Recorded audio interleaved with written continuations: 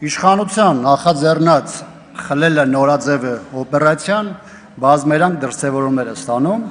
որով փորձ է արվում եւ հաշվեհարդար տեսնել քաղաքական ընդդիմախոսների նկատմամբ եւ իշխանությունը օգտագործել ուրիշի ստեղծածի հաշվին նեղ խմբային շահեր կարգավորելու համար։ Թեև օրվա թնջուկի կենտրոնում հեծի շուրջ ստեղծված իրավիճակն է, սակայն ակնհայտորեն այս ամենն ուղիղ կապ ունի իշխանության Մայաթորի դեմ հրահրած անարժանապատիվ պատերազմին եւ նրա սատարման դիրքերից հանդես եկողներին։ Ավելին, սա միայն Սամվել Կարապետյանին վերաբերող հարց չէ, այստեղ Կարապետյանի ֆիգուրը որպես անվիճելի հեղինակություն է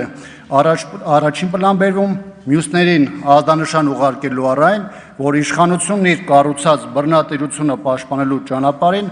մարդկանց ունեց զրկելու, ազատությունից զրկելու կամ բռնություն գործադրելուց հետ չի կանգնելու։ Իշխանությունը փորձում է երկիրը հազարամյակներով ստեղծվածը, երկրի կենսունակությունն ապահովող ինստիտուտները, մայրաթորից մինչև ազգային արժեքներ զրոյացնել